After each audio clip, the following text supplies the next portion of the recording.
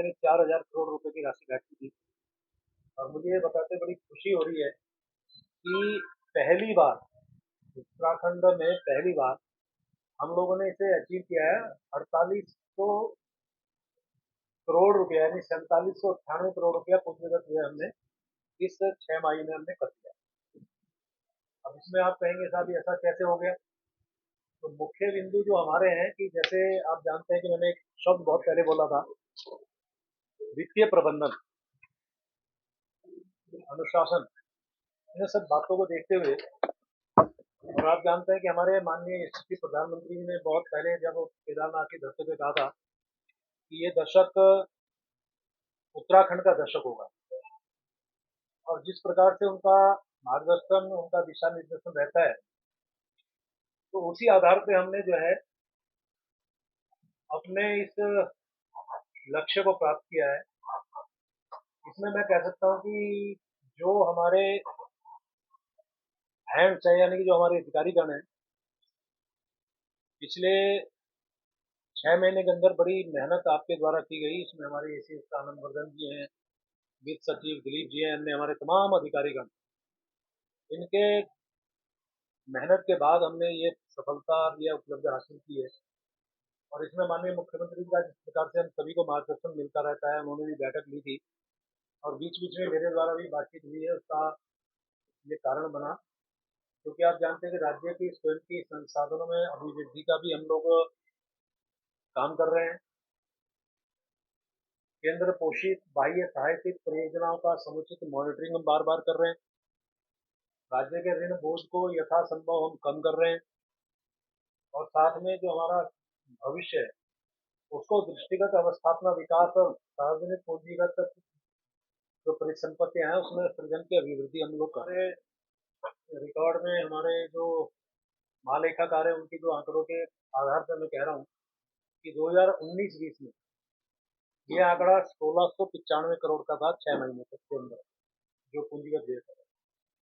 2021 में ये 1082 करोड़, 21-22 में 2805 करोड़, और 22-23 में 2138 करोड़। ये 6 माही में इतना हमारा पूंजीगत व्यय हुआ। इस बार ये लक्ष्य, जैसे मैंने कहा कि पहली बार हमने बहुत बड़ी इसमें उपलब्धि हासिल की है।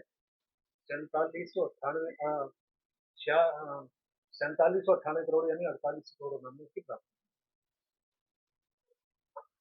इसके साथ साथ मैंने ये, हाँ, अब इसमें देखिए, क्योंकि आप जानते हैं कि इसमें जो अर्थव्यवस्था है उसका चतुर्दिक यानी समुचित विकास होता है, अनेकों लोगों को रोजगार मिलता है, समय से भी हो, और साथ में जो वस्तु सामग्री है, सीमेंट है, सरिया है, लोहा है, या इस प्रकार जो भी चीजें इसमें लगती हैं उसका भी जो मार्केटिंग है वो भी बढ़ता है, उसमें फिर हमें जीएसटी मिलता है।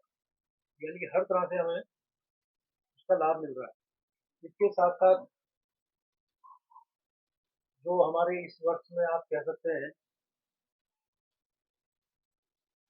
जो हम लोग बीच बीच में समीक्षा कर रहे हैं, हमारे विभाग लगातार इसमें मॉनिटरिंग कर रहे थे, तो गत वर्ष की तुलना में स्वयं के कर जो है उनके साधनों में भी आय की वृद्धि हुई है।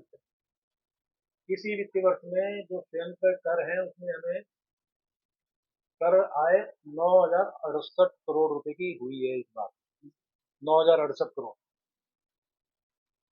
इसमें 2,000 रुपए नॉन टैक्स से, हाँ, और 5,092 केंद्रीय करों के सापेक्ष राज्यांश से लगभग 6658 करोड़ रुपया केंद्र सरकार की जो विभिन्न योजनाएं और अनुदान के रूप में हमें प्राप्त हुआ है। लगभग 22,737 करोड़ रुपए राजस्व आय के रूप में प्राप्त कर चुके हैं। अब यदि इसमें आप इसका और जानकारी लें तो राजस्व के जो प्रमुख स्रोत हैं वो SGST के माध्यम से 3747 करोड़, वैट के माध्यम से 1245 करोड़, स्टैंप एंड रजिस्ट्रेशन में 1184 करोड़, आबकारी में 2088 करोड़, वाहन कर में 579 करोड़ रुपया तो मकसद आपको आज आप आमंत्रण देने का था कि हम लोग लगातार जिस प्रकार से मेहनत कर रहे हैं, उसी आधार पे हमारा ये जो प्रबंधन है वो आपके सामने है। और स्वाभाविक रूप से अभी हमारे पास जो अगली छमाही है, उसमें भी हमें इसी प्रकार से मॉनिटरिंग करना, इसी प्रकार से लगातार काम करना हमारा रहेगा। और हम अपने लक्ष्य का जो पेस है उसको भी हम पूरा करेंगे। आप ये भी जानते हैं कि हमारे यहाँ जिस प्रकार से बहुत छोटा राज्य है, आय के स्रोत सीमित है, उसके बावजूद यदि हम इस प्रकार से चलते रहे तो आने वाले टाइम पे हमारी जो वित्तीय स्थिति और सुधरेगी। ये मैं आपको कैसे बताया कि हमने एक लक्ष्य निर्धारित किया था कि 30 सितंबर, आज से 30 सितंबर है, 30 सितंबर तक हम अपने उसका लगभग 4,000 करोड़ रुपया खर्च करेंगे। ये लक्ष्य निर्धारित किया था। और मुझे ये भी पता है, लगभग आज से 15 दिन पहले आप में से कुछ पत्रकारों ने कहा कि साहब अभी तक कितना खर्च हुआ, उतना खर्च नहीं हुआ, आपने लक्ष्य निर्धारित किया, क्या आप प्राप्त करेंगे नहीं करेंगे। तो इसीलिए मैंने आज आपको बुलाया सभी को कि आप ये देखिए कि पहली बार उत्तराखंड के इतिहास में लक्ष्य से ज्यादा प्राप्त किया। पूरा जो हमने खर्चा किया, लक्ष्य से ज्यादा हमने जो है, जो व्यय की हमारी स्थिति है, ये हमने अचीव किया है। तो अब आप ये देखिए अगले 6 महीने में उसी क्रम से हम खर्चा करेंगे। तो जो आपका सवाल है कि अगले लास्ट के 3 महीने में वो जो हबड़ दबड़ रहती है, वो वाली स्थिति नहीं है। देखिए आप ऐसा भी मान लीजिए, देखिए इसमें बरसात की सारी चीजें परिस्थितियों में सामने थी। और जब हम जो हम बजट देते भी हैं, उसमें शुरू में थोड़ा सा टाइम भी लगता है। ऐसी स्थिति में इन 6 महीनों में अपेक्षाकृत संतोषजनक ये हमारा जो विभिन्न विभागों में जो खर्चा, और जैसे मैंने कहा कि हमारे अधिकारियों की लगातार इसी से यहाँ बगल बगल में बैठे हैं, आपने तो मुझे लगता है कि हफ्ते में 3-3 4 मीटिंग। तो अब इससे अंदाजा लगाइए ना कि हमारे जो अधिकारियों की कार्यकुशलता है इसी से परिलक्षित होती है ना। तो मैं आपको भी मैं धन्यवाद कर रहा हूँ। और निश्चित रूप से आने वाले टाइम पे इसमें भी और जो अनुशासन है या वित्तीय प्रबंधन है आपको और अच्छा दिखाई देगा। देखिए मैं मोटे मोटे कुछ विभागों के आपको बता देता हूँ, जिसमें पेयजल को हमने दिया था 1469 करोड़, उसके सापेक्ष उन्होंने खर्चा किया 805 करोड़। मेडिकल एजुकेशन में 628 करोड़ दिया था, 598 करोड़ खर्च हुआ है इस 6 महीने में। पीडब्ल्यूडी इसमें 1681 करोड़ के सापेक्ष 545 crore. Food and civil supply 652 के अगेंस्ट 502 करोड़। फाइनेंस 2216 के अगेंस्ट 481 करोड़। रूरल डेवलपमेंट 1965 के अगेंस्ट 463 करोड़। पावर 1194 के अगेंस्ट 262 करोड़।